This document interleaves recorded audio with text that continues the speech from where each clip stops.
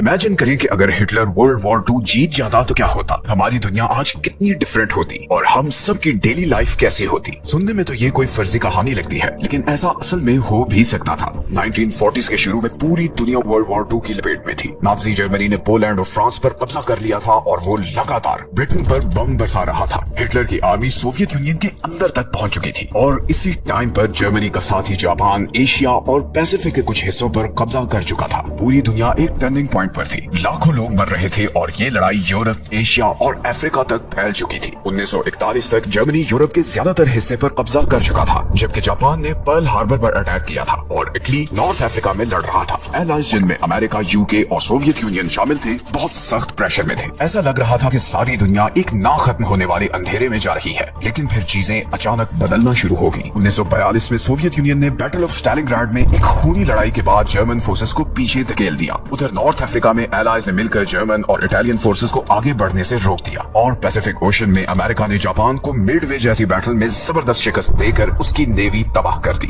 फिर 1944 में allied forces Normandy में उतरी और उन्होंने वेस्टर्न यूरोप को जर्मनी के कंट्रोल से आजाद करवाना शुरू कर दिया। इसी दौरान सोवियत आर्मी ने भी ईस्टर्न साइड से जर्मनी की तरफ बढ़ना शुरू कर दिया। 1945 तक जर्मनी चारों तरफ से घिर चुका था। अप्रैल में हिटलर ने अपनी जिंदगी खत्म कर ली और सिर्फ एक महीने बाद मई में बर्लिन पर एलाइज का कब्जा हो गया। कुछ महीनों बाद अगस्त में अमेरिका ने हिरोशिमा और नागासाकी में एटम बॉम्ब गिरा दिए और जापान ने सरेंडर कर दिया और इस तरह ये सारी एक्सेस पावर्स, जिनमें जर्मनी भी शामिल था, वर्ल्ड वॉर 2 हार गए। But what if the Axis powers and Hitler had won world war 2? अगर ऐसा होता तो दुनिया आज 2 बड़ी एम्पायर्स में डिवाइडेड होती। एक तरफ नाजी एम्पायर होती जिसके कंट्रोल में यूरोप, नॉर्थ अफ्रीका और मिडिल ईस्ट होता। दूसरी की तरफ जापानीज एम्पायर होती जिसका एशिया और पैसिफिक पर कब्जा होता, जिसमें चाइना, साउथ ईस्ट एशिया और इवन ऑस्ट्रेलिया के कुछ हिस्से भी शामिल होते। ब्रिटेन पर भी नाजीज का कंट्रोल होता और फ्रांस, पोलैंड और नेदरलैंड्स भी नाजी के फुल कंट्रोल में होते, जबकि दूसरी तरफ अमेरिका अकेला रह जाता और उसके लीडर्स भी फिर प्रो हिटलर होते। अब जरा इस बारे में बात करते हैं कि हमारी डेली लाइफ कैसी होती अगर हिटलर ये वॉर जीतता। हमारी लाइफ आज से बिल्कुल डिफरेंट होती। नाजी आइडियोलॉजी हर चीज पर छाई होती। आप क्या पढ़ सकते हैं, क्या देख सकते हैं, क्या बोल सकते हैं और यहाँ तक कि आपको कौन सी नौकरी मिलेगी और आप कहाँ रहेंगे, ये सब इसी आइडियोलॉजी के तहत होता। ना कोई फ्री प्रेस होता, ना फ्री इलेक्शंस होते और ना ही आज की तरह का इंटरनेट होता। न्यूज में सिर्फ वो दिखाया जाता जिसकी गवर्नमेंट इजाजत देती। ऐसी तमाम बुक्स जो रिलीजियस स्कॉलर्स, ब्लैक राइटर्स या एंटी नाजी लोगों ने लिखी होती, उन्हें बैन कर दिया जाता। स्कूल्स में सिर्फ नाजी आइडियोलॉजी पढ़ाई जाती और हिस्ट्री को दोबारा लिखा जाता ताकि हिटलर को हीरो के तौर पर पेश किया जा सके और शायद हॉलोकॉस्ट कभी रुकता ही नहीं। इसी तरह अगर हम इकोनॉमी की बात करें तो ना कोई फ्री मार्केट होती और ना कोई बिजनेस कर सकता। नाजी जर्मनी में सब बड़ी इंडस्ट्रीज गवर्नमेंट के कंट्रोल में होती थी। प्राइवेट कंपनी सिर्फ उस सूरत में काम कर सकती थी अगर उनके ऑब्जेक्टिव्स नाजी ऑब्जेक्टिव्स से अलाइन करते हो और ज्यादातर फैक्ट्रियों को हथियार बनाने पर लगा दिया गया था, स्पेशली 1939 के बाद। तो मतलब अगर हिटलर जीत जाता तो फिर फैक्ट्रियां आम लोगों के लिए फोन, गाड़ियां या कपड़े नहीं बनाती, बल्कि फिर वो सिर्फ हथियार, टैंक्स और दूसरा जंगी सामान बनाती। गूगल या एप्पल जैसी बड़ी टेक कंपनीज कभी नहीं बनती क्योंकि गवर्नमेंट हर किस्म की टेक्नोलॉजी को अपने कंट्रोल में रखती ताकि उसे अपने मकासद के लिए यूज कर सके। इस फ्यूचर का सबसे खौफनाक पहलू ये है कि दुनिया से डाइवर्सिटी खत्म हो जानी थी, बिकॉज फिर कोई डिफरेंट कल्चर्स, रिलीजन्स या ट्रेडिशंस नहीं होने थे। नाजीज का ये बिलीव था कि सिर्फ एक ही नस्ल को जीने का हक है। अगर वो पावर में रहते तो बहुत सी कम्युनिटीज को बिल्कुल खत्म कर दिया जाता। रिलीजन्स जैसे कि जुडाइज्म, इस्लाम और इवन कुछ क्रिश्चियन सेक्ट्स को भी बैन कर दिया जाता। वो शहर जो कल्चर और ट्रेडिशंस का हब थे वो सब खामोश, बोरिंग और बेजान नजर आते। यहाँ तक कि लोगों के बोलने का अंदाज भी बदल जाता। जर्मन लैंग्वेज पूरे यूरोप और इवन अमेरिका के कुछ हिस्सों की भी नेशनल लैंग्वेज बन जाती। जो म्यूजिक, खाना, फैशन या आर्ट नाजी आइडियोलॉजी के खिलाफ होता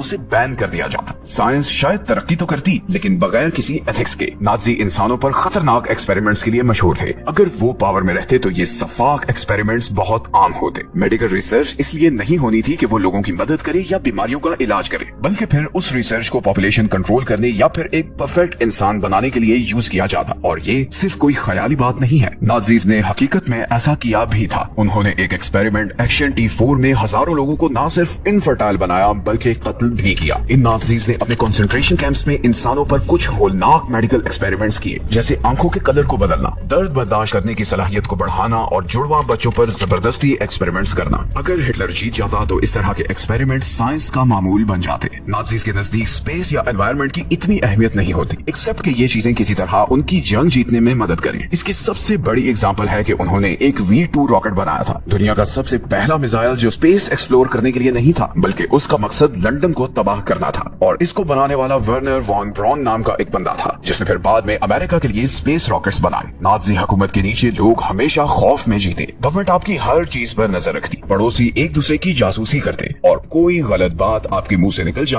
तो आप जेल जा सकते थे। और अगेन ये कोई अजम्पशन नहीं है, हिटलर ने गुस्टापो नाम की एक खुफिया पुलिस बनाई हुई थी जो ऐसे लोगों को ढूंढकर अरेस्ट करती थी जिन पर उन्हें शक होता था कि ये हिटलर के खिलाफ हैं। जर्मन लोगों को इनकरेज किया जाता था कि वो अपने दोस्तों, को-वर्कर्स और इवन फैमिली मेंबर्स को रिपोर्ट करें, बल्कि कुछ ऐसे केसेस भी थे जहां पर बच्चों ने अपने पेरेंट्स को नाज़ीज़ के खिलाफ बोलने पर रिपोर्ट किया। पब्लिक पनिशमेंट्स दी जाती थी ताकि लोगों को डरा कर काबू में रखा जाए। हर किसी को अपनी वफादारी शो ऑफ करनी पड़ती थी, चाहे वो दिल से लॉयल ना भी हो। आप सोच रहे होंगे कि क्या वाकई ये सब मुमकिन था? इसका जवाब है यस। वर्ल्ड वॉर में कई ऐसे मौके थे जब एलाइज हार रहे थे, जैसे अगर हिटलर थोड़ा पहले ब्रिटेन पर हमला कर देता, या अमेरिका इस जंग में ना कूदता, या जर्मनी मॉस्को पर कब्जा कर लेता, तो आज दुनिया का नक्शा बिल्कुल मुख्तलिफ होता। अगर हिटलर वर्ल्ड वॉर 2 जीत जाता तो दुनिया में एक बड़ा कोल्ड और डार्क एनवायरनमेंट होता। टेक्नोलॉजी सिर्फ लोगों को कंट्रोल करने के लिए यूज होती और रिलीजन्स और कल्चर को बहुत डैमेज किया जाता। ऐसे सोचने से हमें पता चलता है कि आज जिन चीजों को हम फॉर ग्रांटेड लेते हैं, जैसे freedom of speech, democracy, ethical science या किसी भी इंसान को जीने का हक, नो मैटर उसका बैकग्राउंड क्या है, रेस क्या है या बिलीफ क्या है, ये सब चीजें फिर हमारे पास ना होती। So the lesson is very clear, आजादी और अमन कभी गारंटी नहीं होता, and history can repeat itself if we stop paying attention. Hitler ये जंग जीता तो नहीं, मगर हमें अपने आप से ये सवाल जरूर पूछते रहना चाहिए कि अगर वो जीत जाता तो क्या होता, क्योंकि पास्ट को याद रख कर ही हम फ्यूचर की हिफाजत कर सकते हैं। आज फिर दुनिया एक बहुत नाजुक मोड़ पर है। चंद बड़े लोगों की ईगो इस दुनिया को जंग की आग में धकेल सकती है। ये ऐसी आग है जो इन अमीर बड़े लोगों को नहीं खाती, ये जलाती है तो सिर्फ मेरे और आप जैसे आम लोगों को। ऐसा लग रहा है कि हम इंसानों ने माजी से कुछ नहीं सीखा और हम एक बार फिर एक बड़ी जंग की तरफ बढ़ रहे हैं, और इस दफा ये बड़ी जंग इंसानियत के मुकम्मल खात्मे का सबब बन सकती है।